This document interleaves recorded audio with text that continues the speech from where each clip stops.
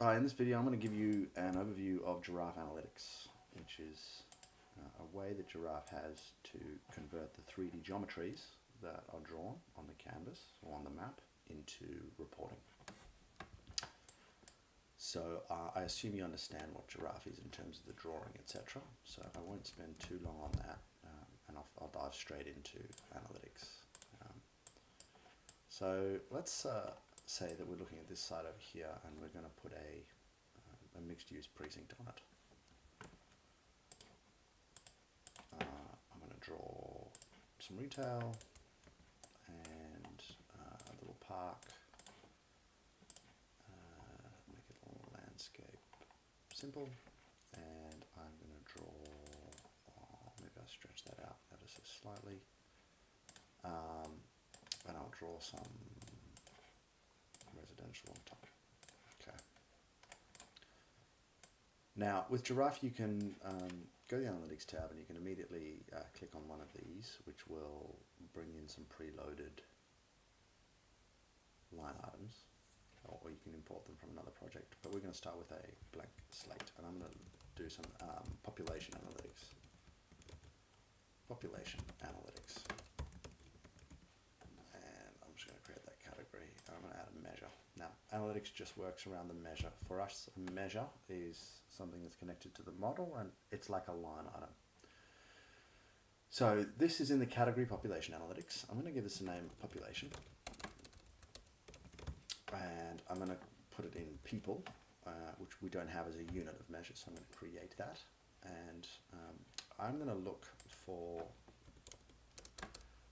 the dwelling count. And I'm looking here in this components section, and this components section gives you these components which have letters A, B, C, and then those become components of the formula, and the formula gives you the measure. Very similar to Excel. Think of these as the linked cells, and this is the equation. So instead of like cell E3, you just put in A. And components can refer to different things. They can refer to site areas, like the site total area in meters or feet, or they can refer to properties. And there's a whole bunch of properties that Giraffe has that you can reach in and grab. And one is the dwelling total count. The dwelling total count.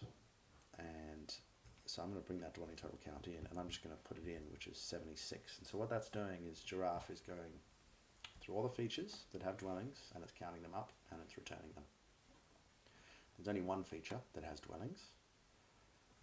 And so then to get to population, I'm going to say there's on average 2.3 persons per dwelling. So A times 2.3, and then I'm going to save those changes. There we go. Population in people, 174. And if I click on that, I can see the unit, people, the formula, A times 2.3. The operation is sum, and there's just one of them. One of one, there it is, dwelling count 76.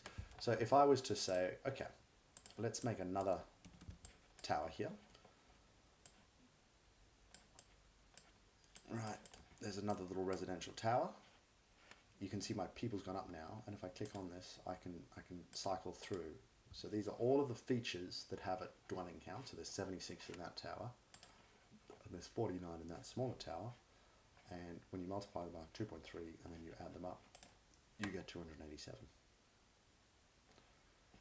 So you may average them, which gets 144, or you could count them, or min, max, whatever it is. But sum is almost always what you're doing. So yeah, population, and as this goes up or down, it's that changes, which is awesome. Right. What's even cooler is we could, instead of doing it this way, we may actually parameterize this. So say this was residential. Let's create a new one called build to rent, so BTR. And I'm going to add a property called average household size. And in build to rent, it's going to be smaller. So it's going to be 1.6 because there's a lot of single people in there. So it's young students, And in residential, I'm going to say it's a bit different. The average household size is bigger. So analytics actually also gives you a way to input the assumptions directly. So I did average household size on build to rent is 1.6. And in residential, I'm going to say it's bigger, say it's 3. Right, save changes. So now we've actually parameterized the average household size. So back in our equation, instead of just multiplying by 2.3, I'm going to add another component, and I'm going to look for that average household size property, which I've just created. And I'm going to multiply A times B, and then sum them up that way. All right. So now if we click on this, you can see that this one has a dwelling count of 49 and an average household size of 3. This one has a dwelling count of 98 and an average household size of 3. But if I was to change this to BTR, and let me actually just change the BTR, the build to rent color, or I can change the residential color and save it. We can actually tell those are different usages. And the average household size is 1.6, so 1.6 times 98 plus 3 times 49 is 150. Sorry, 305. So that's analytics in a nutshell. And you can see how powerful this gets. You can keep adding measures, you can keep adding categories. And what's even cooler is you can do options. So this is the default layer. If I create a new layer here called option 2, I'm just going to take all of this, and my active layer is now option 2. So I'm going to paste onto option 2, and I'm just going to make a slightly different, maybe this is a taller option like this, and this actually becomes smaller like that, and like that. Okay, so now I have option 2 and the default option. You can see analytics is now breaking down the areas in option 2 and default, the GBA or the GFA, but it's summing everything together, and there's actually 4 things that it's counting up, right? So what we can do is in the configure tab, we can split by the layer, and we're not going to ignore any layer. But if I had a site layer or an annotation layer that I didn't want to consider, I could ignore a layer.